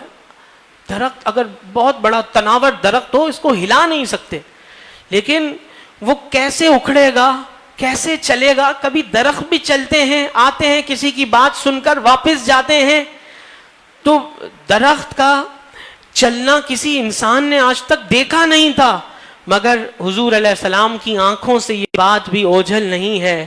سرکار علیہ السلام کو یقین ہے، علم ہے کہ وہ درخت کو اشارہ کریں گے، درخت اپنی جڑیں زمین سے کھینچے گا اور یہی جڑیں اس کے پاؤں بن جائیں گی، اس کی ٹانگیں بن جائیں گی، اور پھر وہ آئے گا حضور علیہ السلام کی خدمت میں۔ حضور کہیں گے، حضور کو علم ہے، میں کہوں گا واپس چلا جا تو اپنی جگہ واپس چلا جائے گا۔ یہ وہ مناظر ہیں جو اس سے پہلے زمین کے کسی آدمی نے نہیں دیکھے تھے، مگر یہ ساری باتیں بھی حضور علیہ السلام کی نگاہوں سے اوجھل نہیں تھیں۔ اللہ تبارک و تعالیٰ نے وہ علوم آپ کو عطا فرمائے ہیں۔ آپ دیکھیں آخری بات کہ سرکار دو عالم صلی اللہ علیہ وسلم کے متعلق قرآن مجید میں ہے کہ جب اللہ تبارک و تعالیٰ قیامت کے دن انبیاء علیہ السلام کی امتوں سے فرمائے گا کہ کیا یہ نبی تمہارے پاس آئے تھے اور انہوں نے تمہیں میری دعوت دی تھی میرے دین کی، تو وہ انکار کریں گے۔ تو انبیاء علیہ السلام سے اللہ تعالیٰ فرمائے گا کہ تمہارے پاس کوئی گواہ ہیں کہ تمہاری گواہی دیں کہ تم نے ان کو دین کی دعوت. اللہ تعالیٰ تو سب کچھ جانتا ہے لیکن وہاں اپنے محبوب کی شان دکھانی ہوگی. قرآن مجید کی آیت میں ابھی آپ کو سناؤں گا.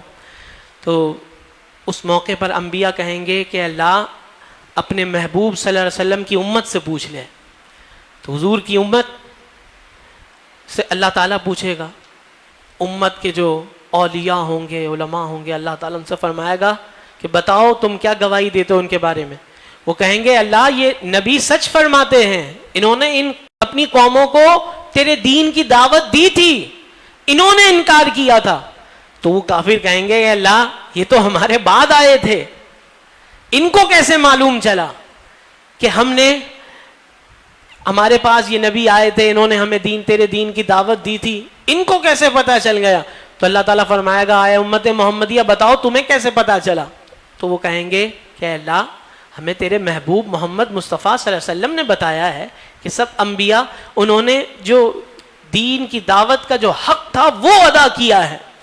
تو اللہ تعالیٰ اپنے محبوب صلی اللہ علیہ وسلم کو لائے گا. فَكَيْفَ إِذَا جِئْنَا مِن كُلِّ أُمَّةٍ بِشَهِيدٍ. اللہ تعالیٰ اپنے محبوب کو ساری امتوں پر گواہ بنا کر کے لائے گا, اور حضور علیہ السلام ہر امت کی گواہی دیں گے, اور جب حضور گواہی دیں گے تو کسی کو انکار کی گنجائش ہی نہیں ہوگی. علماء فرماتے ہیں اس سے یہ پتہ چلتا ہے نقطہ کہ حضور اکرم صلی اللہ علیہ وسلم ہر ایک کے ایمان کو بھی جانتے ہیں. ایمان ہے, ایمان تو دل کے اندر ہوتا ہے نا بھائی, وہ مومن ہے کہ نہیں ہے, مومن ہے کہ منافق ہے کہ کافر ہے, کیا ہے. لیکن حضور علیہ السلام جانتے ہیں کہ اس کا عقیدہ کیسا ہے, اس کا ایمان کیسا ہے, مومن ہے کہ نہیں ہے. اللہ تبارک و تعالیٰ نے وہ علوم اپنے محبوب کو عطا فرمائے ہیں. اللہ تعالیٰ سے دعا کرتے ہیں کہ اللہ ہمیں قیامت کے دن اپنے محبوب صلی اللہ علیہ وسلم کے لواء الحمد تلے اٹھنا نصیب فرما. اللہ تیرے محبوب صلی اللہ علیہ وسلم کی شفاعت ہم سب کو نصیب فرما. جو علوم کے خزانے تو نے اپنے محبوب کو عطا فرمائے ہیں, اللہ ہم دعا کرتے ہیں اپنے محبوب کے صدقے طفیل اے اللہ ہمیں بھی اے اللہ قرآن مجید فرقان حمید پڑھنے والا بنا دے. آج یہ دعا کریں کیونکہ آج شروع میں ہم نے سنا کہ اللہ نے جو قرآن اتارا ہے نا, اس میں فرمایا کہ ہم نے اس میں کوئی چیز ایسی نہیں ہے جو بیان نہ کی ہو, اس میں ہر خشک و تر کا بیان اللہ نے فرمایا ہے. اللہ پاک ہمیں مترجم قرآن بنا دے, اللہ ہمیں مفسر قرآن بنا دے, اللہ ہمیں قرآن کے اسرار و رموز سکھا دے. اللہ تعالی ہمیں قرآن کی راہ میں جینا و مرنا نصیب فرمائے. آمین. و صلی اللہ تعالی علی سیدنا محمد و آلہ و صحبہ اجمعین.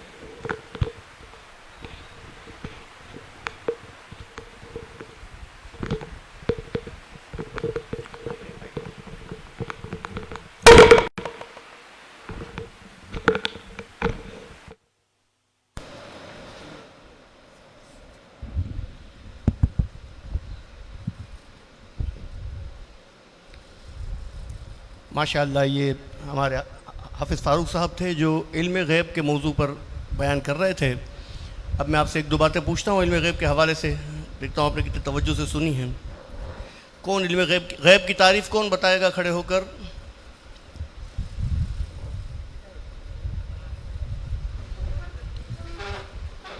کون بتائے گا غیب کی تعریف؟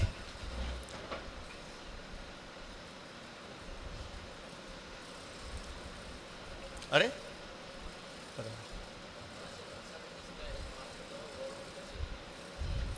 دو چیزیں ہیں, حواس خمسہ سے چھپی ہوئی ہو اور بداہتاً عقل میں نہ آئے. حواس خمسہ کیا ہوتے ہیں؟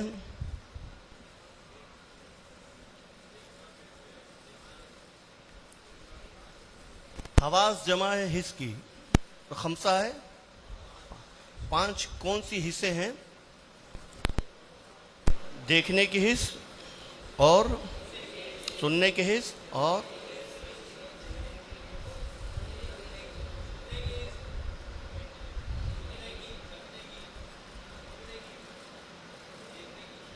چلو 5 ہو گئی.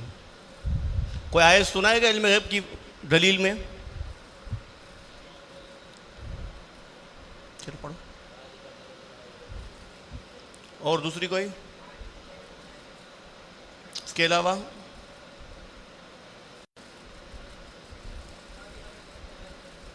تو بتا دی نا اس نے، وما هو علی الغیب بدنین، اس کا مطلب کیا ہوا؟ وما هو علی الغیب بدنین کا کیا معنی ہوئے؟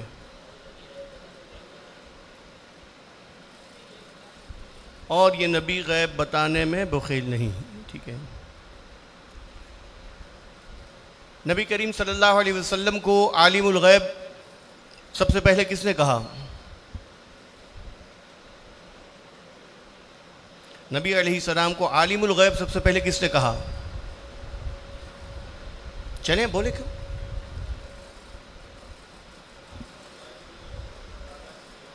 ہاں، عالم الغیب صرف اللہ تعالیٰ کی ذات ہے. عالم غیب کہہ سکتے ہیں، عالم الغیب نہیں کہہ سکتے. عالم الغیب اللہ تعالیٰ کی ذات ہے، اور نبی علیہ السلام کو عالم غیب کہہ سکتے ہیں، غیب کے علم والا. تو اب یہ ہے کہ اللہ تعالیٰ بھی غیب والا ہے، غیب کا علم جانتا ہے. اور نبی علیہ السلام کے متعلق بھی ہم اہل سنت و جماعت کا عقیدہ ہے کہ جو نبی علیہ السلام کے علم غیب کا انکار کرے وہ کیا ہے؟ تو دونوں غیب میں کیا فرق ہوا؟ اللہ بھی عالم غیب کا علم رکھتا ہے اور نبی بھی غیب کا علم رکھتے ہیں. فرق کیا ہے؟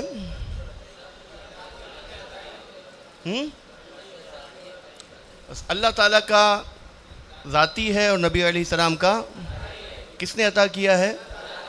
اور اللہ تعالیٰ کا، دیکھیں ہمارے ماضی قریب کے سب سے بڑے بزرگ اور عالم بے بدل غزالی زمان راضی دوران حضرت علامہ سید احمد سعید شاہ کاظمی علیہ الرحمٰن نے یہ کہا کہ اگر کوئی شخص اللہ تعالیٰ کے علم اور نبی علیہ السلام کے علم کا موازنہ کرتے ہوئے یوں کہتا ہے کہ اللہ تعالیٰ کا علم جو ہے وہ سمندر کے برابر ہے اور نبی علیہ السلام کا علم اس سمندر کے قطرے کے برابر ہے، تو یہ بھی درست. اللہ کے علم سے کسی کو نسبت موازنہ نہیں کر سکتے. اللہ کا علم اگر سمندر ہے تو نبی علیہ السلام کا قطرہ یہ بھی نہیں کہہ سکتے. اللہ تعالیٰ کا علم سمندر اور نبی علیہ السلام کا علم قطرہ. اچھا، علم غیب کے حوالے سے ایک گستاخانہ عبارت جو کل آپ نے حسام الحرمین